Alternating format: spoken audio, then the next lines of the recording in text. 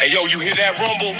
That's Kosher rolling up, opening the doors to history. This Saturday, August 15th at 6 p.m. is Hot August Mics, a private cipher. You can't afford to miss heavyweights on deck, spitting pure fire. Live underground hip-hop, cold drinks, and immaculate rides. 21 and up, space is tight, so don't sleep.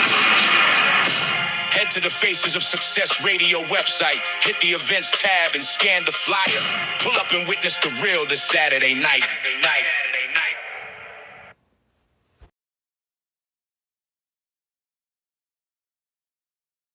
Welcome to Faces of Success Radio, and we're going to be talking about tonight a couple of topics, and we're going to start off with Nolan Wells and give you guys an update of what's been happening with him in the studio. What's crazy is with Nolan, there's actually been a lot of new things that's come up about the case, and I think it's actually really cool that we get to continue to talk about it because it applies that pressure on the investigation, and it applies the pressure on the police to continue doing the right thing.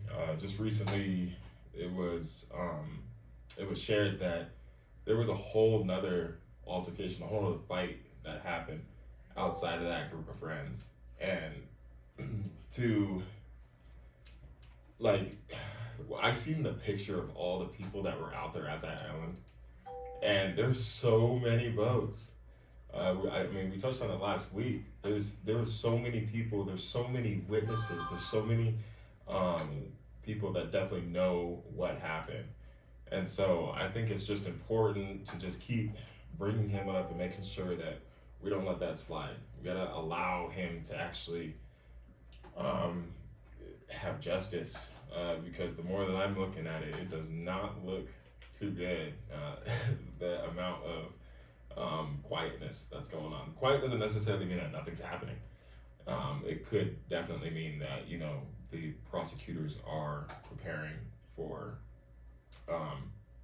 bringing some charges to someone. But there's a lot of investigation that has to take place, and so we just kind of let them do what they got to do. Well, it's good that we've got this update, and we're going to be moving along talking about the hangings from the trees in Mississippi. It's on the tree. Again, I didn't introduce myself. Larry Dodson with the NAACP. Definitely a pleasure to be with everybody. Thank you all for coming and joining us on air. There was recently a hanging, Tasia in Mississippi, and it's causing a little bit of unrest. And what's wild is I started doing some research. I started just looking up on all the different hangings that are actually two in Jackson within a 10-year period. 2 hangings in Jackson, Mississippi. It's not good attention to have on a state. That's a lot of attention to have on a state. A lot of black people getting hung still to this day. What is it, 2026? Still not getting it right. And there's a lot of people that are like, oh well, it's suicide, and it could just be like, oh, we're just freaking out for no reason. It has no race related at all. But do you know what I did? I went online and I searched up how many homicides happened by hanging, and the reports were 0. So I think there might be something here. There might be something there. What's up with that? You were gonna say 0 of them were homicide related? Now it does say that there's 70 suspected foul play, but I don't know. What are your thoughts on that, Pat? Okay, hi, Pat Galloway, president for the Reno Sparks NAACP.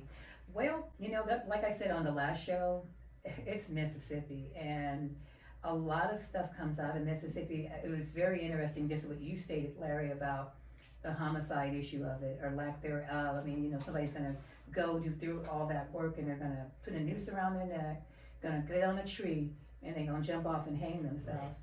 I don't understand the logic behind why there's not more investigations being done and not quicker than this, and we should be very concerned with what is going on in Mississippi, in Jackson, especially just like you said, 2 in Jackson. We should be concerned about that, and there has to be a way to bring more attention to it. And I would even think the NAACP there, because Jackson has a very good NAACP there, that should be looking into what is going on with these folks getting strung from trees, because. Yeah, and to me, I think it's important to note that a person being found hanging from a tree does not by itself establish a lynching or homicide. This packet separates documented historical racial terror, lynching from modern deaths, investigations by authorities. Where an official ruling exists, it is stated. So where relatives or the community members question that ruling, their concerns are identified as concerns rather than proven facts, you guys. And so I just kind of feel like, it's been quite a few, but there has been since 1889 and 1945, including 24 white victims too, so they're not all been black. No, absolutely not. I mean, statistically, definitely, actually the highest hanging ratio is the white population. Mm-hmm. But I'm just looking at like the way that these hangings are happening, particularly. These ones are happening in abandoned properties, like, and not in like your garage, not in in the home. It's a very tragic it's a very horrible setting, but typically they're just not in those locations. They're not out in public like that. You know what I mean?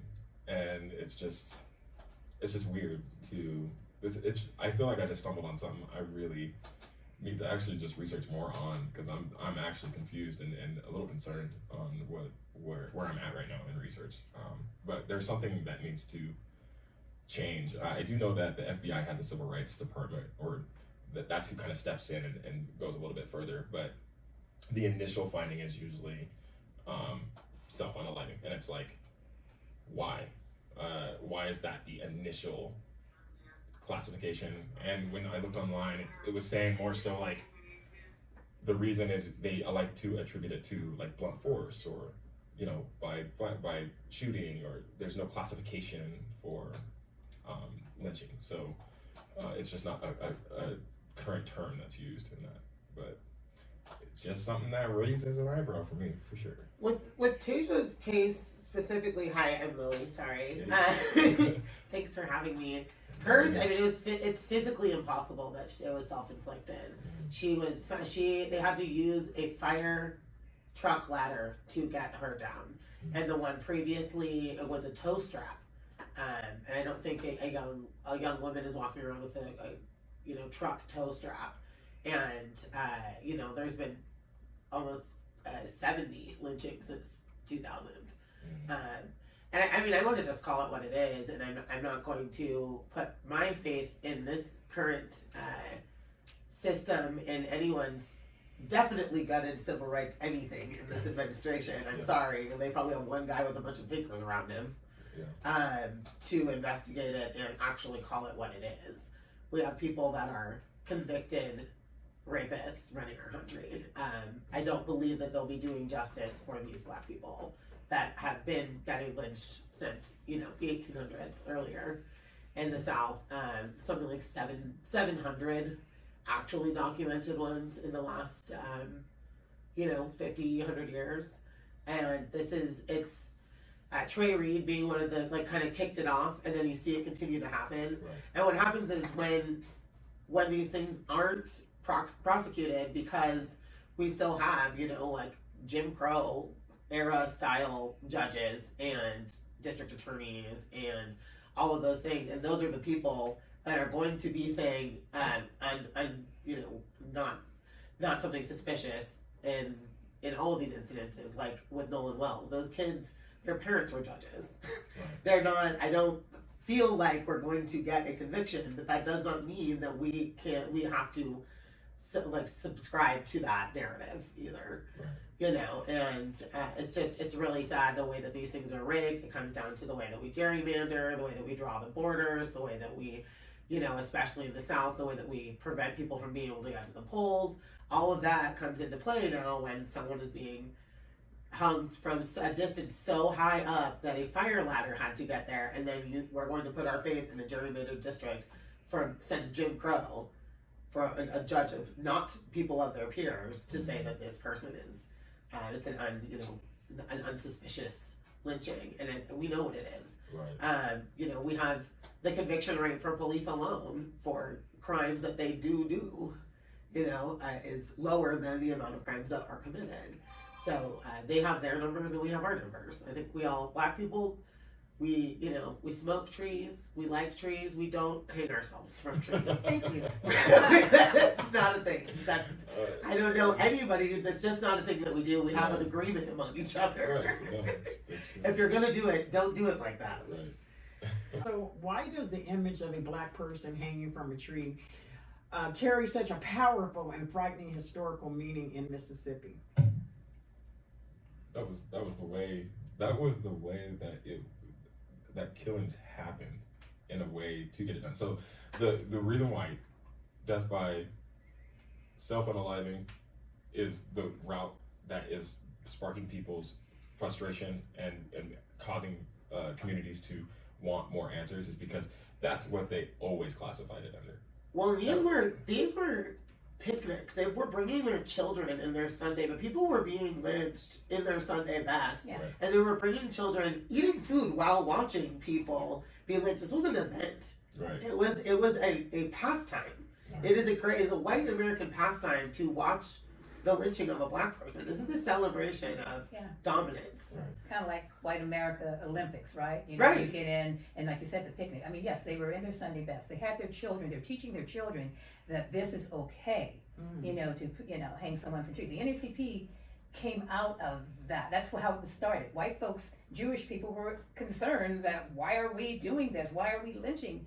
You know, hanging people from trees. And it wasn't people, my bad, black people, because it was a reality, especially in the South. Just like I said, it was an event. Yeah, it was like a to-do. It was the balloon races, right? It was just like anything else. And same thing, you know, we can equate it to, you know, the way that we would have people fight in front of each other, you know, those kinds of things. We're not, you know, viewed as people to people like this. It's just like having a dog fight. That's what they're looking at, you know. It's And you hit it on the nose, Lily, too. That's what they didn't consider black people as people anyway. You know, you talk about the Ku Klux Klan as another. It was a party, you know. You know, dressing up. It was the thing to do on a Sunday afternoon, a Saturday afternoon, in the week during the weekdays and late at night. You know, let's go out and pick a person. I mean, this is definitely the hard to digest truth of just our history, but we can't get tired of that, and we can't act like it didn't happen. We have to have these conversations, and it's going to take a community, black, white, brown, all of us coming together and saying, what did we go through? And how can we make sure that we never go back to that? And so when you have incidences like these lynchings that are happening in Mississippi, throughout the country, but in Mississippi I'm focusing on because it was Tasia, you know, when that's happening, are we really doing our best to actually address it? Are we really going out of our way? Like, it needs to be just pending investigation. It cannot just go straight to suicide. It doesn't make any sense for that to just be the automatic classification due to classification options. Like, I think that we could do better, and we should consider history. We should consider the past on how maybe we move forward with this type of thing. right, and you know, and I think that, you know, police shootings are also lynchings. And here, you know, the Mississippi of the West. Yes. 0 Christopher Hickson coming for you every time I'm on the media. Every time, Christopher. Well, we got good old West End. Every single officer involved shooting, no matter how brutal, he has never ruled one unjustified. Every single one. That is a public statement. It gives permission. Yeah. Trey Reed, they got away with it earlier in 2025, right? And that is why we've seen it ramping up. Nolan Wells, that's why we're seeing it ramping up. It is an open invitation, and it's so important to have conversations like this because as we speak, our kids had their first day of school today. They're not going to be learning this anymore. They're currently burning these books. Legally, the federal mandate, getting rid of this information. They took the picture of Emmett Till in his coffin out of the National Black History Museum this year. This is a current erasure, and we cannot stop talking about it because it will just go away. These kids will just never know. They're not going to watch Roots in class again. They're not going to see the picture of the little kid laughing in front of a hanging body, you know. They're going to learn that Billie Holiday was a drug addict instead of a revolutionary. You know, they rewrite the history, celebrate it, and repeat it. How can law enforcement provide transparency without releasing private or traumatic evidence? For this specific situation, I believe that the law enforcement needs to switch the way that they do their classifications on lynchings.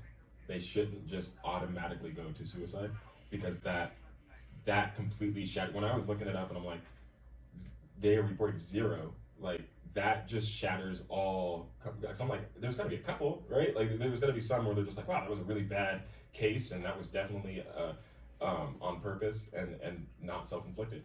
But for that number to be 0, that does not help me at all. 0. That helps me. That doesn't help me. Well, that's not the prerogative of Right. They're not trying to. They're not trying to disclose this information. They're trying to continue doing it. They're also participating in suffocating people and shooting them and their children in their cars, etc. You know, they are part of this. This is not. We have to go beyond the current system of law enforcement and using that as the final word. And have our own answer. This is all just they do that to prevent civil unrest. They do that to keep us in our houses so that we don't fight back against these things. That's the real situation, right? We started videotaping, asking for body cams. Cool, now we just have videos of people being murdered. It didn't go down. The number didn't go down. The convictions didn't go up. Right. We just now have it on tape. Right. Cool. So do you think that it's dangerous to label every hanging a lynching before evidence establishes a homicide? Shoot, with our history, yeah. It's a start, because if we don't start there, then we're working in the arrears, right? Because we see it's the total opposite. So yeah, I think that it should be changed, because if not, as I said, we're working in the arrears. We're going back trying to prove that this individual did not hang themselves, that they didn't commit suicide. So let's swap it over and change it, make it different, because we know historically what has happened to Black people. We know historically what has happened to Black people in Mississippi and in the South. As you were just saying, Lily, about Emmett Till. You know, they're trying to erase history as it really is. What does that do for them? You know, I don't know. I mean, they're working very hard and they're very successful in doing it. They're working overtime on this and they're doing it. They are accomplishing every task. I almost said one of these words. Well, absolutely not. And so, what role do you think the FBI or the U.S. Department of Justice should play when they are credible indications that racial violence may be involved? That's a whole other conversation. You know, Herbert Hoover of the FBI, he was all about hiding everything and making everything the norm. So we have to get the people out of they're creating these scenarios, right? And so we, you know, yes, the FBI is the entities that classify what is a hate crime, the definition. Until we can get in there and, as I'll say, infiltrate from within and change their status quo, whatever it is they're talking about, and make a difference. All these things, it's not going to change. We have a whole system that's messed up. I did find it interesting that the FBI has like civil rights departments and stuff like that. Yeah, And it's like, but who are you? You know, They're what I mean? not- who are you, and what Where- do you know about civil rights, and where do you actually stand on preserving and protecting that? You know what I mean? Right. Like, well, who are you? And so, I mean, especially for the NAACP, I feel like there should be a reach out. Like, hey, this is our civil rights department out here. Like, we should be working together. Blah blah blah blah blah. Now I know that when we did meet with the FBI, they are willing to work with us for sure. But when it comes to just dialogue like that, like, hey, this is our civil rights portion, and this is the contact, and let's set up meetings. Like, they should want more information, especially when you're in an investigative body. You should want to have the ability to have really close relationships with the people that are being targeted in these types of cases, right? So they should be working with the NAACP extremely close. But, you know, I mean, can we be so for real about where we are in this current moment and just level set? The president's criminal defense attorney, his personal criminal defense attorney, was just made into our U.S. Attorney General. right. The CIA and the FBI killed the Black Panthers. We think that they're going to, like, that the program has changed now. We have to be so for real about where we actually are and where we've been, and stop The lepers will eat our faces. We are not. We need our own bodies.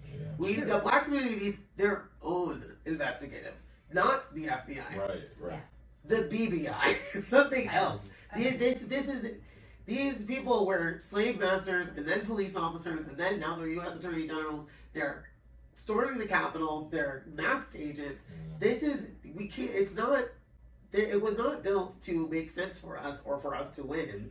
And the longer that we shake hands with them and never think the lepers will eat our face, the longer this is going to happen. We cannot continue to trust these systems. They were not built for us, and they were not built for justice. Right. No, I agree. Very good point. And Willie, you talked about the Black Panthers and how they just squashed them. Anytime we raised to any type of power, we had our own independence. Right. We had our own pride. We had our own militia. Yeah. Okay. Let's get back to that. There was another, yeah. So then they find something, you go to jail, you go to prison, you're dead. Or they squash you to the point where put the fear of God in your heart and, hey, we're going to take your whole family out too. Right, and this is for doing things like feeding children. Right. Yeah. Like, celebrating and dancing. Right. I have suspicious drones coming to my events on Sundays when we are literally gardening and eating together. Yeah, they're attacking my TV. They're attacking my TV now. It just turns off all by itself. You're right. So all the time. Yeah, so we need to just be aware. And the good thing about the end of an empire, which is where we are currently sitting, is that it is the beginning of a new thing, right? Yeah. And so we should start imagining what we would like justice to look like, instead of trying to untangle the jewelry clump. No, I believe that 150% that when it does come back into the people's hands, we got to really take a look at why. We need to make some. We need to have already had a. We can never have another guy like Trump go into office. No matter what side he's on. No person should be able to go into the highest position of our country and do the things that are happening. And be twice convicted rapist. Yeah. But it's just the president is supposed to be the people's voice. It's not supposed to be the president being a king. It's just not supposed to be that. And I know that they were terrified of Obama being a king, and he didn't do nothing near as bad as what's going on lately. He did do a good amount of drone warfare on a lot of innocent people. I will still say that. However, it was classy. It was well spoken, and it was handsome. Good showmanship. He was a very respectable war criminal. And we are Nevada Justice Coalition and the NAACP, and we are going to go to a break. And when we come back, we're going to be talking about the incidents that are happening right now in Las Vegas, where some of the billboards are being defaced. Hey yo, you hear that rumble? That's Kosher rolling up, opening the doors to history. This Saturday, August 15th at 6 p.m. is Hot August Mics, a private cipher. You can't afford to miss heavyweights on deck, spitting pure fire. Live underground hip-hop, cold drinks, and immaculate rides. 21 and up space is tight, so don't sleep. Head to the Faces of Success radio website, hit the events tab and scan the flyer. Pull up and witness the real this Saturday night.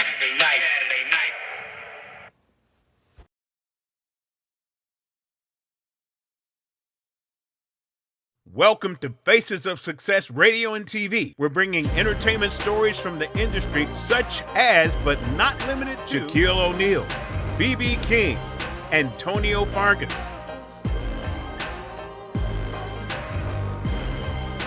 hosted by no other than your host doing the most, Miss Pearl. Jermaine Dupree, Sherry E. Larry Dunn. MC Light, Lamont Rucker. Danny Glover, Robin Givens. Mafio, Rocky Carroll. Michael Cooper, the Mary Jane Girls. Sugar Free and Fillmore Slim, Cheryl Cooley. Curtis Blow, just to name a few. get your exclusive interview. That's right, book now at 877-499-4999 or facesofsuccessradio.com. The home of success at its highest level of Black excellence and entertainment.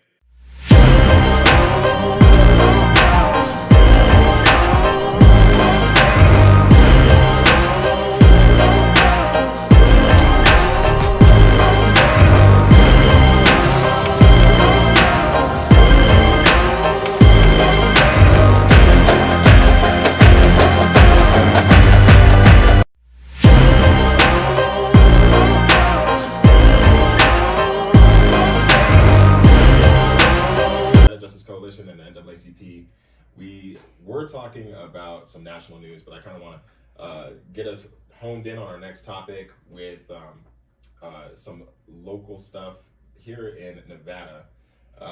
There's been some political violence going on here with Lombardo. He seems to be getting defaced left and right in Vegas. And then along with Aaron Ford, we're getting some swastikas going onto his posters over Gavin Newsom's face, because they have some posters together.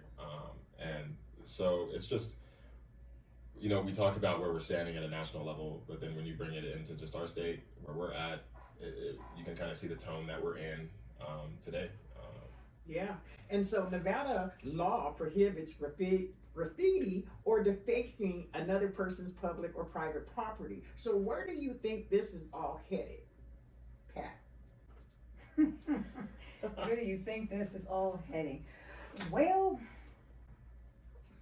it depends on where I gotta get up here. It depends on where the billboards are, and are they on private property? Yes, they are. This is all headed to, I do want to say it's a campaign ploy. It's to get attention. I mean, the one with the most toys wins. So the more distraction, and once again, distractions are good for political campaigns, and we're talking about a big race here with the governor. And so I think that it is a distraction, and that,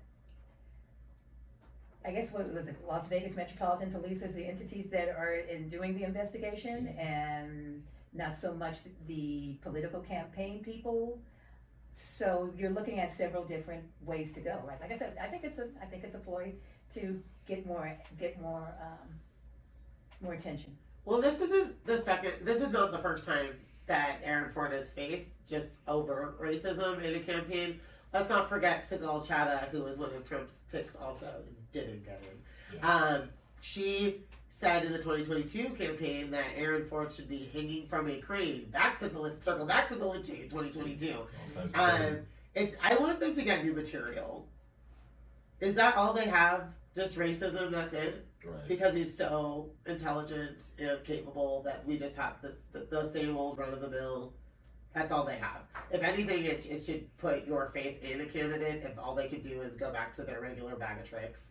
You know, you can't, they're not attacking his record. They're not attacking the way that he practices law. They're just going to throw a swastika on it. It's lazy, honestly. It's not okay, but it is lazy. I just feel like there should definitely be like just collective outrage on that, right? Like in my mind, when I think of like all the issues of minorities or immigrants or whatever it may be, it pertains to some sort of unruliness, some type of like pretty much just not being able to kind of get with the program, right? And what is the message? The swastika right. With the black guy Gavin Newsom. What are you saying? Right. Like, what is the message here? Right. Like, right. It seems like amateur hour as a right. Street art enthusiast myself. This one was hot trash. It's not even done well. Right. Well, just the behavior itself is just extremely childish. Yeah. Like we should be so much further just as a people. Like you realize how far we could just be as a civilization, how far we could be if we could just overcome the childish concepts of like really focusing on somebody's millennium. Because we don't have worthy opponents, right? This is not we're talking. It's like a kindergartner talking with an 8th grader all the time. It's like they're well-read and capable people, and then these other guys, and we for some reason have to be in competition when it's very obvious who is capable and who is not. Right. One person is an actual lawyer and one person is not. Right. I would like the governor to know how law works, Yeah. and not just from the stance of enforcing it. Especially Metro, who was like one of the most lethal police forces per capita in the nation as well. Not a great start. Right. So, I mean, it will be because of racism and racism alone if Lombardo wins. 100%. I mean, the statistics just don't stand behind Lombardo in any way right now, and Ford is actually addressing the issues that we're all looking at. I mean, we have a national average of $4 at the gallon, and look, we are above that. We sit a good $1 ahead of that, and why? Why is that? Because they're besties. Because that's his guy. We got a break. This is the homie hookup, the $6 an hour. Oh, I like it. No. Okay, so I mean, everybody has a hustle. Yeah. It This is just an happens to awesome be one. our pockets. Right. And it's, it's not the same, they can't play the same game that they did, in the 80s and 90s and even early 2000s. Just, racking up the prices. People are just eating less now. Right. You cannot squeeze blood from a stone. No one has anything. They're using credit cards for daily groceries, right? People are just not, I run a food pantry. The outside of my house and the demographic of people that use it is changing. It is more house people with jobs, people pulling up in nice cars. Yeah, nice cars, yeah. They are hungry still. People that, are kicked off of SNAP, veterans, a mom that's one of my friends, it gets $45 a month in SNAP benefits in California. 45, what are you going to do with that? Right. You You can't get some even eat bread. that's not 3 days of food. You can get some bread. And some cheese. Yeah. But that's the thing, though. It's insane how we're going through all of this, and our president came to Las Vegas, and his tip was no tax on tips. And I don't know if you've ever been like a waiter or anything. I was a like that. bartender. And when I get them cash tips, I mean, I don't think that was an issue for anybody. is he really helping? That's what I'm trying to say. Like, Well, the man's sitting never there- had a real job. This man has never gone to a grocery store. Like, I don't think people understand the way that, because I lived in New York City, like, the elite rich people in New York City, they have people to do that stuff for them. Right. They don't go to the store. I personally think he's going to use that to just exploit his friends some more, because what can you classify as a tip? And then Right. if you can't tax that, you know what I mean? Like, I think he's very disconnected with us, just like you're saying. And he's trying to sound good to us while figure out a loophole for his friends. And what do you mean you have 30 Capital One accounts? Right? Why are they hitting me up for my $25 payment? Call the president. All right, Leave you me guys. alone. Okay, so on the vandalism now, we're not. Right. I know we're not sitting here saying that vandalism is okay, because it's not. It's wrong.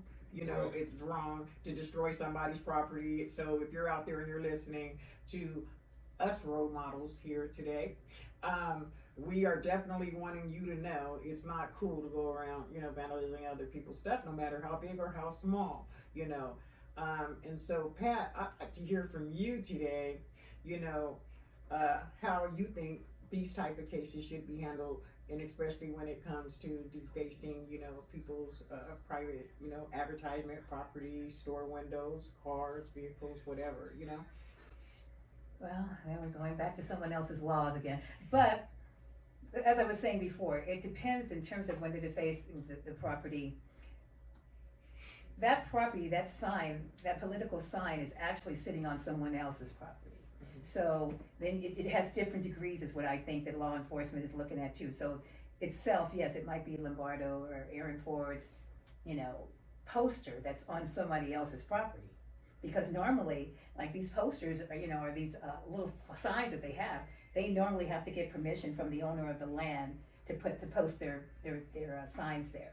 So there's a technicality there. It is a federal offense to deface a campaign sign. Yeah. However, I will say that one of my favorite things about Oakland is how beautiful and colorful it is, especially in neighborhoods that do have really nicely done street art In LA. in LA, all over. That's people. It is a tourism attraction. You know, I like to see certain artists. I think that good street art is and should be protected under the First Amendment and their freedom of expression. We have been writing on walls since before we had paper. This is not. It is a human, an anthropological action that we've always done. We write on walls. People write on walls. Kids write on walls. It is a reflex that we do. You can do it nicely. It is art, and the political messaging of street art is really important, and it's a way that people that don't have access sometimes to the news or, newspaper or that need to know what's going on. Sometimes this is the only way that they're understanding how campaigns work or how people feel supported. Like if you're going through a neighborhood and you see Black Lives Matter nicely tagged on the wall, do you feel a little safer? I do. So no swastikas on campaign signs. Yes, beautiful street art. All right. Well, you are tuned in to Faces of Success Radio. We are Nevada Justice Coalition and the NAACP, and we're going to be going to a break. And when we come back, we'll be talking about Nevada's Question 7 and voter identification. We're going to a break. We are back, and we're going to be talking about question number 7, Nevada's question number 7. Let's rock and roll. So question number 7, that's the one where we will be talking about voter ID rights. Should we have to show ID when we go vote? Face value, it's like no brainer. Yeah, you want to show your ID. But I actually have some concerns on this. I really do believe that we're walking on some sensitive grounds, and I think that we are just getting duped right now by mainstream or common opinion. It's so discriminatory. I work in human services. You would be shocked to know how many people do not have IDs. It is so hard to get one also. There are like 2 people in Washoe County that can make a DMV appointment for someone that's experiencing homelessness or does not have the resources to get an ID, and you can only do it on Tuesdays and Thursdays. Thousands of people. That's voter disenfranchisement for people that are socioeconomically unable to obtain IDs. Then we're talking about what if you have a fake ID, what if you use multiple. Voting is fine the way it is. We need to make it faster and easier. Some things that people don't know is that when you register to vote, when you first register, you do have to show ID. You have to show like 2 forms of ID actually, and then after that it goes to your signature. And so it's not like people are just coming and going and voting. They actually are providing who they are and showing that they are a citizen the first time that they register. And that's a common misconception of everything that's going on. And so now you're really just focusing on who is maintaining their ID. And that's where I have a problem, especially when you have communities that are systematically not obtaining them by 200, 300%. Yeah. So just say no, right? Because we're talking about disproportionately something that's going to affect seniors, low income, people with disabilities, underserved population, right? In Northern Nevada, if you think about Nevada just in general, it's rural almost all over the place. And then even in the South, folks sometimes don't even have that opportunity to go get their identification. So it's kind of like a poll tax, right, folks? So just say no. That's what I'm looking at. Yeah, and why are certain IDs accepted while others may not be? Right. That's kind of crazy. In my personal opinion, and should an expired ID still be accepted? That's another thing. That a lot of people have questions about. If it took you your birth certificate and everything, your social security card or whatever you had to do to go even get a real ID, what they consider almost as a passport, if it's expired and it's your picture on there, should you have to go through any, changes and jump through hoops and stuff to get another identification just because it could have just expired yesterday on your birthday? What's your thoughts on it? Yeah, it's a nightmare, and it's like you're 3 months out to go to the DMV to get an ID in the first place, and then you have to wait 2 weeks to get it mailed to you. I lost my ID, couldn't get on a plane through this like other TSA. At any given time, you could not have the identification that you need. Real It's quick, a no. yes or no on 7? No. No, No. just say no. Just say Just no. say no on 7. Let's keep our constitutional rights Thank you. fulfilled. All right, you guys, we are out of time. And I want to thank you for listening to Faces of Success Radio. We are the Nevada Justice Coalition and the NAACP. Tune in next Monday at 8 p.m. Same time, same station.